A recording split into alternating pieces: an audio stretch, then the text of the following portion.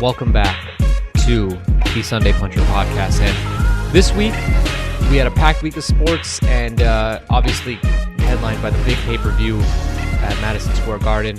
Now, Jason was at Madison Square Garden and it was a trip for him, so he didn't get a chance to watch a lot of fights. So he wasn't home, and then when it came time to record, he is now dealing with the refrigerator incident. And Simon was on a camping trip this weekend enjoying his family and his mom's birthday. So that leaves me all by myself. So I'm not bringing anyone on this week, and it's mostly because everyone's tied up with things. Dean is sick. Adam is marrying people. Tom is in China. Now, I want to start off by saying this. When boxing is good, it can't be beat. The NBA Finals are on. Well, the World Series is on. If you know that the next Gotti Ward is going to go down, there's no way you watch those basketball games, those baseball games. You're watching the fight. If LeBron James was playing Kevin Durant one-on-one at your local park, and you were watching that, and a fight broke out at the playground, I guarantee you everybody in that audience watching those two play one-on-one is going to run over to the fight. You just can't beat a fight. And the reason why is that every fight is a playoff fight. Every fight is for everything. And there are no easy fights in boxing. None. You can lose at any point, and your whole career can take a completely different direction by losing one fight. And we saw the highs of boxing this weekend. And we also saw that everything is on the line each time, and we saw a low. Prichard Colon was a nice prospect. Good power puncher. He had power in both hands. He could box effectively. Basically, Prichard Colon had a future in this sport, but he's now lying in a hospital bed in critical condition. Hopefully he recovers. What they're saying is there was a brain bleed. And it brings up a point that I think needs to be said, and it's that boxing is stuck in the past, and so are its fans. See, we're reluctant to bring in change to the sport. You saw when PBC came about and Al Heyman brought in his new wave of boxing and what new things came to the sport. People rejected it, and they're still rejecting it. Rule-wise, we haven't had changes in the rules in a long time. People still reject the notion of open scoring when every major sport does have open scoring. You never hear say, well, we don't want to know the score of the baseball game until the end of it. No, people want to know what's happening and what's so in the sport as it goes on. Now, in the fight, Prichard Colon got hit with a punch behind the head, and he had 5 minutes to recover. To basically stand there and do nothing. To stare at the referee, to stare at his opponent, to stare at everybody, waiting for him to start fighting again. Obviously, there's some, let's call it a suggestion, that he should get back in the ring and start fighting. So he had 5 minutes to walk it off, and he didn't take the full 5 minutes, as very rarely anybody does. And you can see that at some point this was the right thing to do. 5 minutes, if it works and you're okay, the low blow, the punch behind the head, fine, you can still fight and fight on. But if it doesn't, then you got to quit. And if it really is that bad, then you got to quit. But it's not always that clear.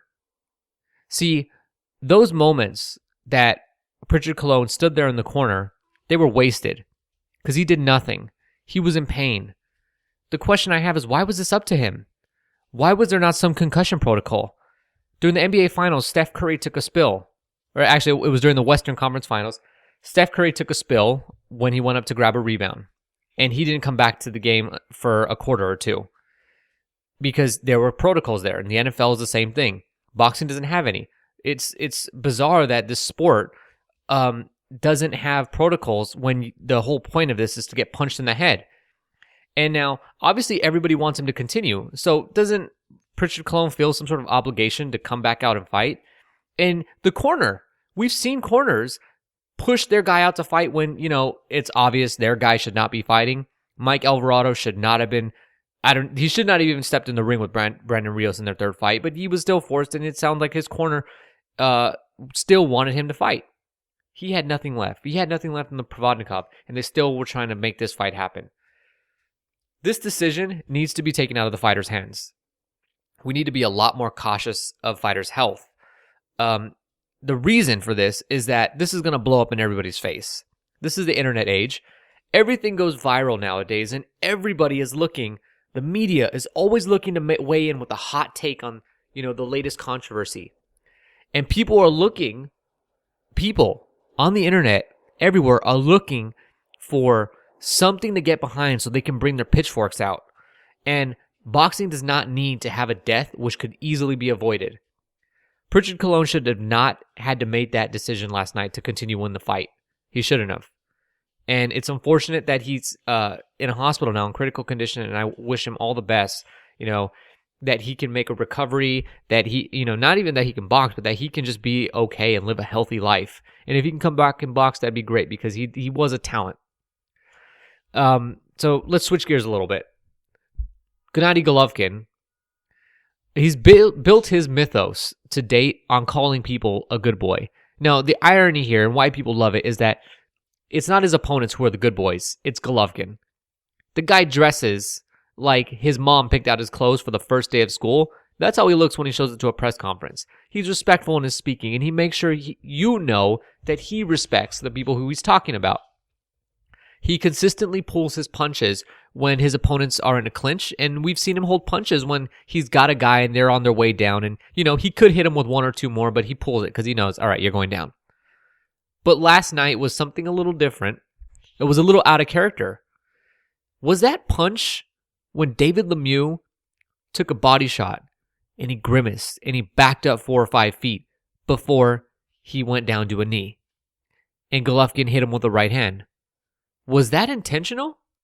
If it wasn't, you're going to have to convince me, and I can be convinced, that Golovkin was caught in the moment, that he was nervous or he was overexcited at that point, that David Lemieux had affected him in a way that no opponent has to date. If that's the case you're going to make, fine. I can get that. I can completely get that Golovkin was caught in a moment in this fight in a way he's never had before. He's never fought in front of a crowd like this. He's never had an opponent as dangerous as David Lemieux. I can buy that. But it's just a little tough to think that this was not unintentional. I mean, Golovkin, a guy as methodical as him, a guy as kind and as cautious in the ring as Golovkin, it's a little out of character.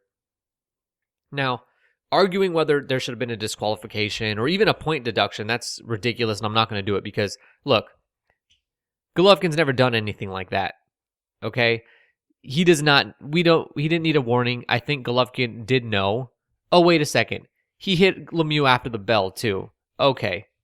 Now, I'm not changing my opinion on Golovkin. I still think he's a great guy. I still think that he's a class fighter, and, it's not like he's Bernard Hopkins in there.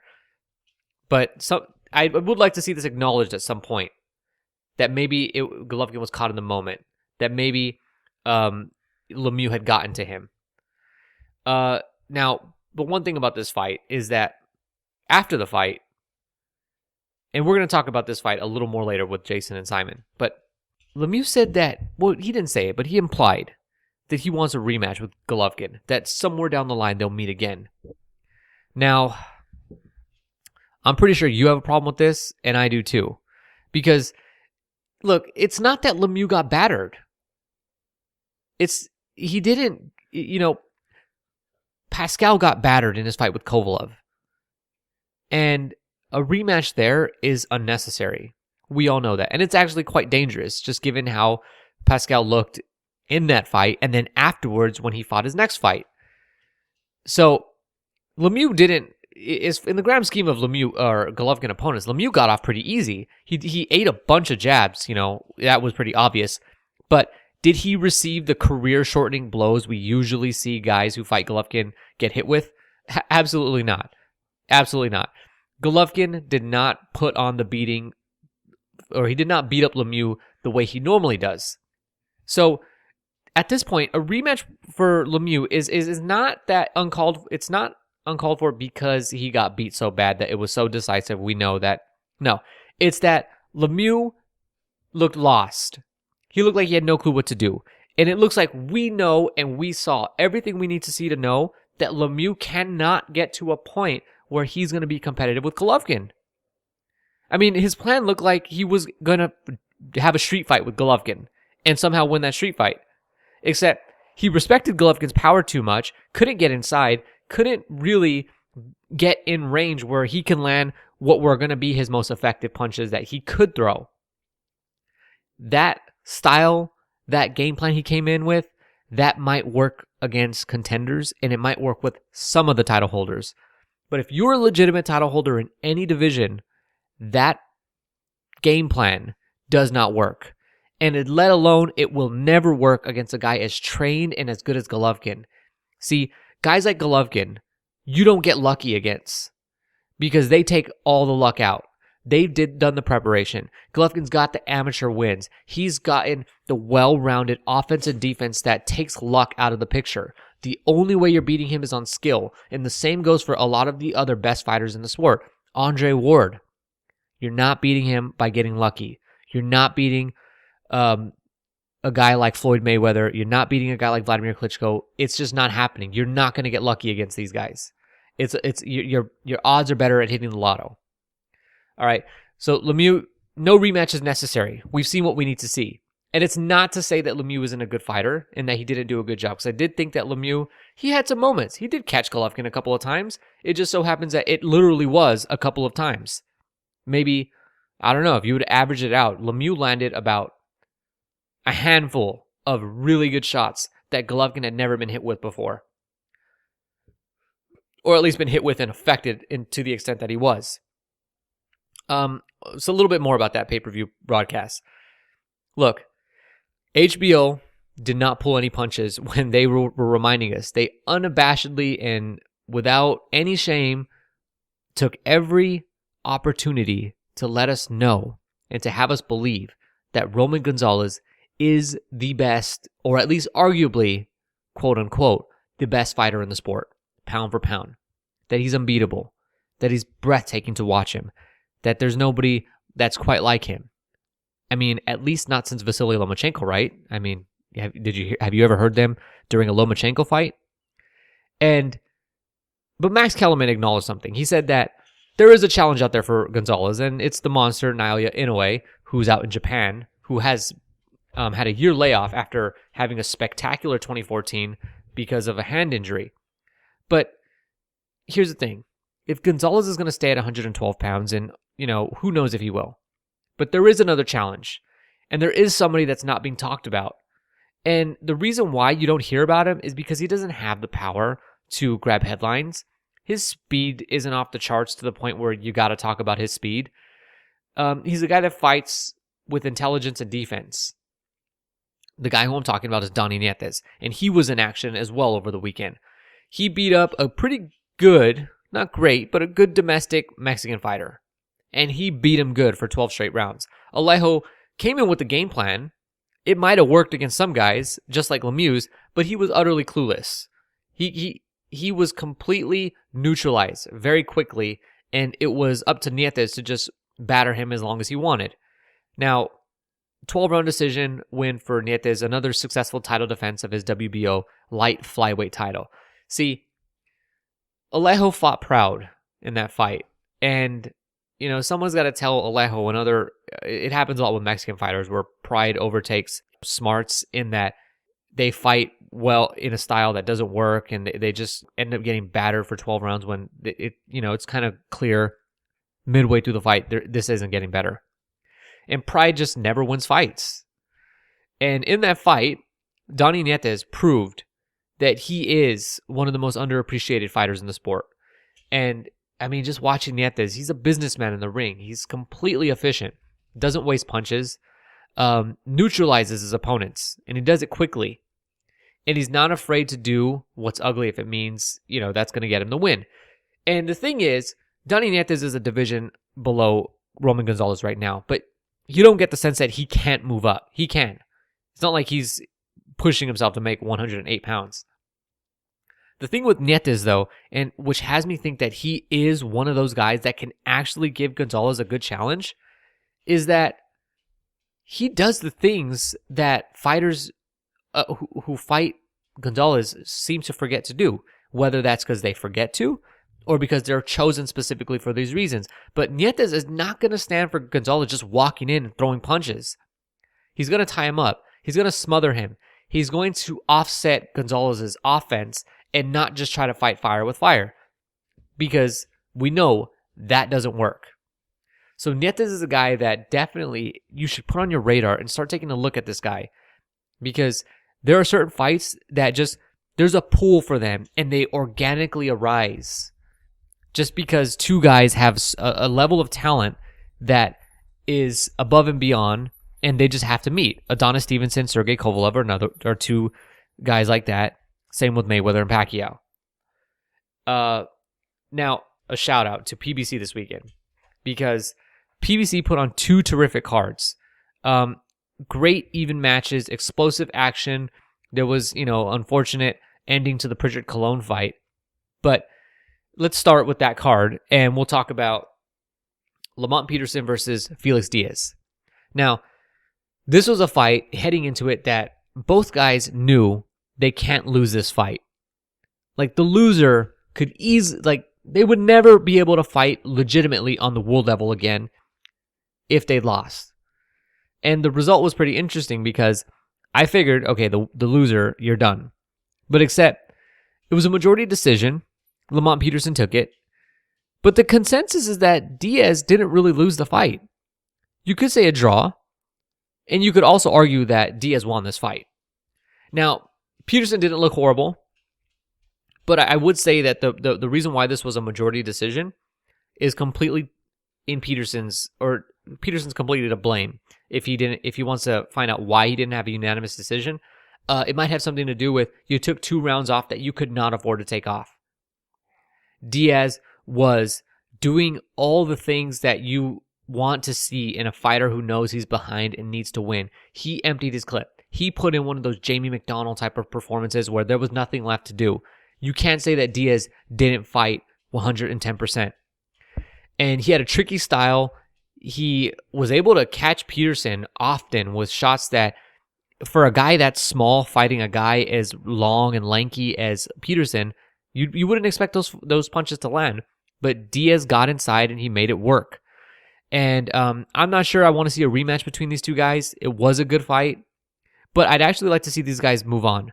I think both deserve title shots. They might need one more win or so just to get a more dominant win under their belt. But the other thing is, I say that because I'm not sure what division they're going to go to. It seems like they're both heading to welterweight, but I think 140 is a division that might be more suited for them. There might be more opportunity there because welterweight is about to heat up. Keith Thurman and Sean Porter are going to fight.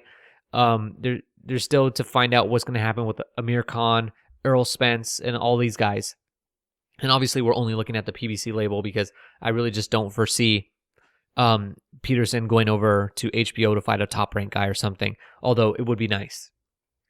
All right, and on the undercard, we spoke a little bit about this earlier, but let's just fully get into it. So we had some really weird refereeing going on. There was an intentional low blow by Prichard Colon, but that was in response to a punch behind the head. A lot of back and forth action, and ultimately, what was interpreted as just real dirty play by Prichard Colon's corner might have just, and I hate to say this, but it might have just saved his life. Because Prichard Colon's corner, if you didn't see the fight, going from the 9th to the 10th, Colon was dropped twice in the 9th round. He looked like he was on his way out. He looked like if he would have been stopped, it would have been fair. So in the 9th round, going into the 10th, the bell sounds for them to come out, and Colon's not coming out.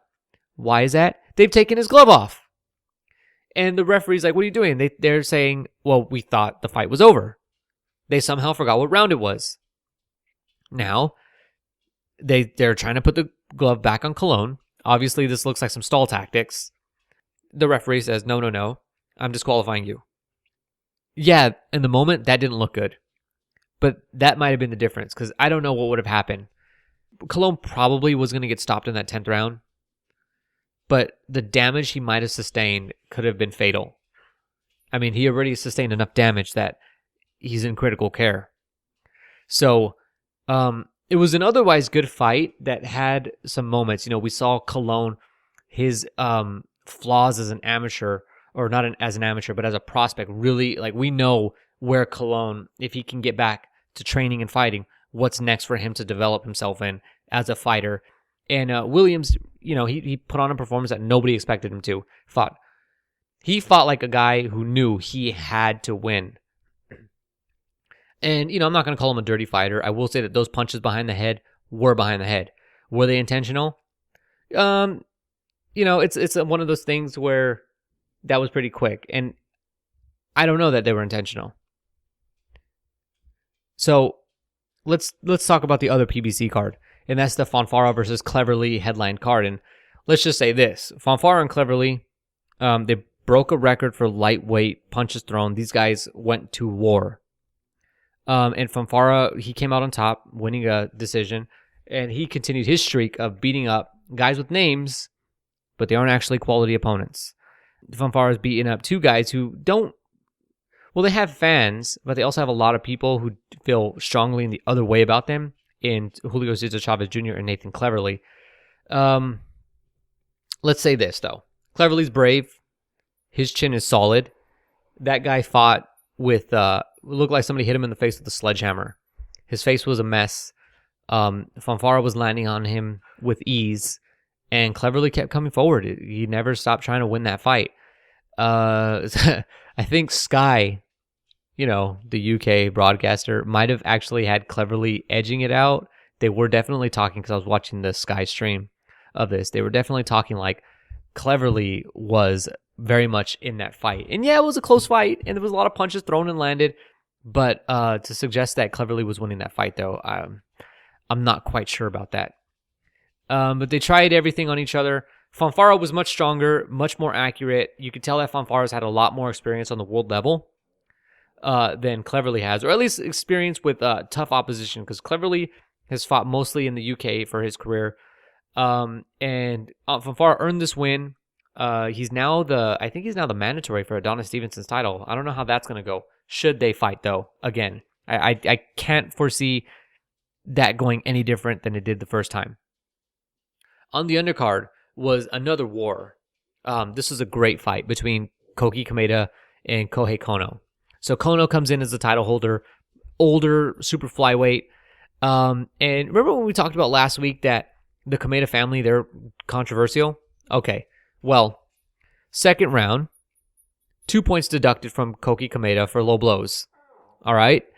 And as soon as, it was almost immediately after Kameda had gotten warned for the low blows, Kono drops him with the right hand.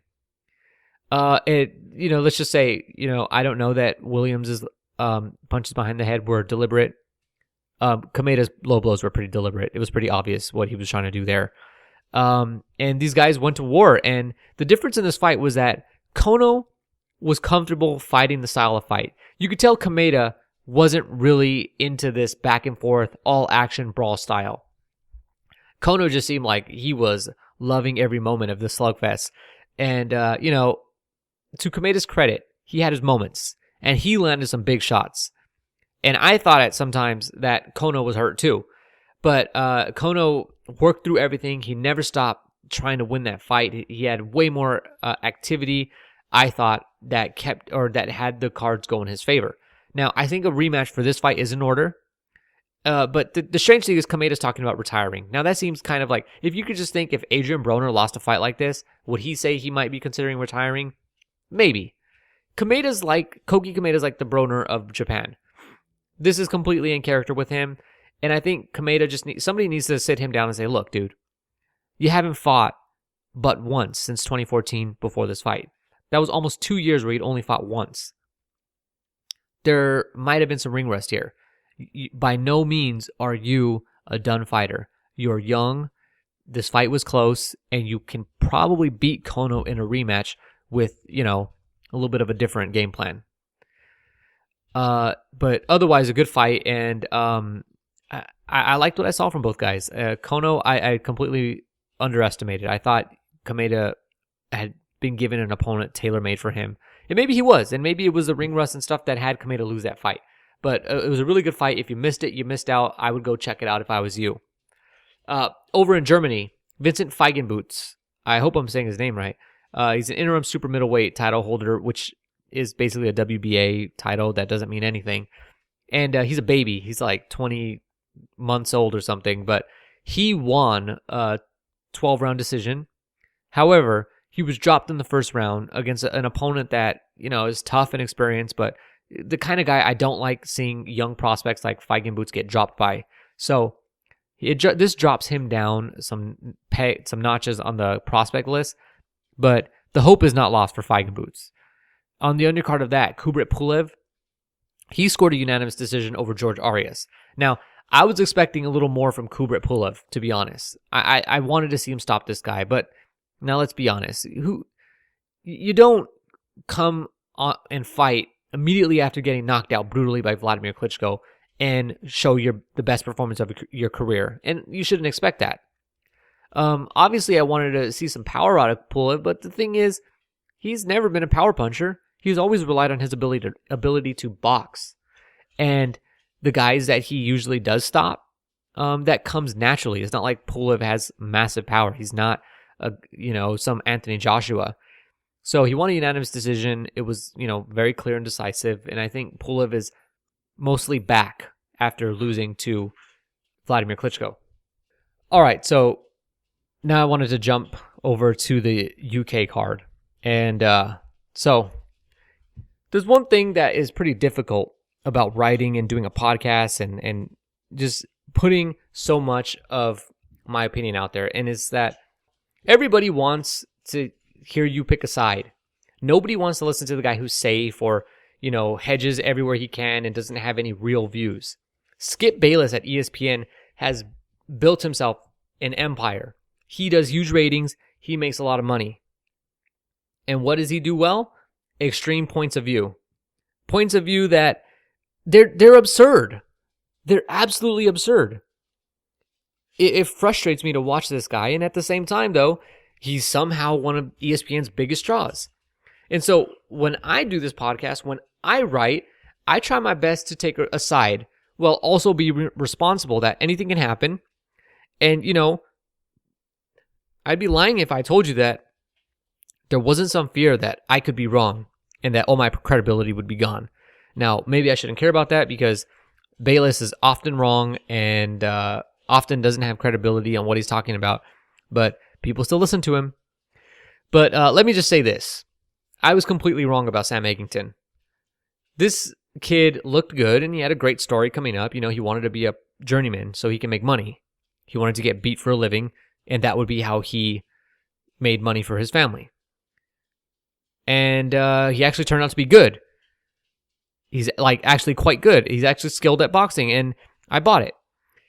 But the thing is, last week I said he was one of the 5 best welterweight prospects in the world that I wrote on my website in the preview for this fight. But yesterday, this kid, Dale Evans, who took this fight on 10 days' notice, floored Eggington in the second round. Eggington was badly hurt in the 12th again. Eggington won, yes, and it's a testament to his skill that he does have. He is skilled, but I don't think Eggington's going as far as I predicted. And if you have Eggington stock, you got to sell it because that performance against a guy like Dale Evans, who is just, he's good as a domestic fighter. But if Sam Eggington isn't getting past this guy with ease, oh boy, you got to sell the stock. On the undercard, Cal Yafai and Gamal Yafai brothers both got unanimous decision wins. And the thing about these two guys, it's the same thing with both of them. They don't have as much power as they think or they want. And they have got to balance out their offense and their game plan. They can't do what they've always done, and that's just walk in there and beat up a guy and knock him out in a couple of rounds. They need to balance it out. And I only say that because these guys actually do have potential. They're athletic. They look like they can make it to the world level. It's just not going to happen, though, with the game plan that they've got. Matthew Macklin also won a unanimous decision. And, look, Macklin hasn't had a good performance at the world level since 2012. He's got pretty brutal losses to Sergio Martinez, Gennady Golovkin, and Jorge Highland.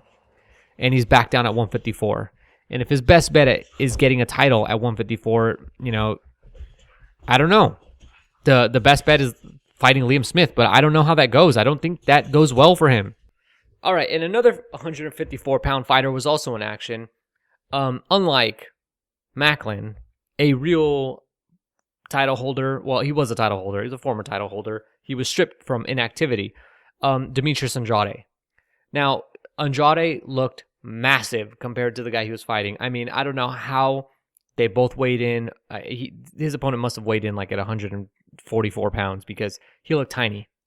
And Andrade, fought and beat a guy exactly how you would expect a guy to beat someone if their skill level, the opponent's skill level, was a few levels below him.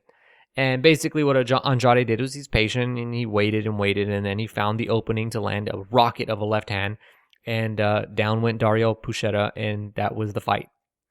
And basically this is a fight to get Demetrius Andrade back in the ring in a real live fight, back in the headlines, back in the public eye. But essentially this win means nothing. There's nothing you can learn about this fight, nothing you can take away from it. We do not need to see Andrade in these kind of fights. And the reason why is that Andrade passed the eye test before he went on his little hiatus. Andrade is a real talent.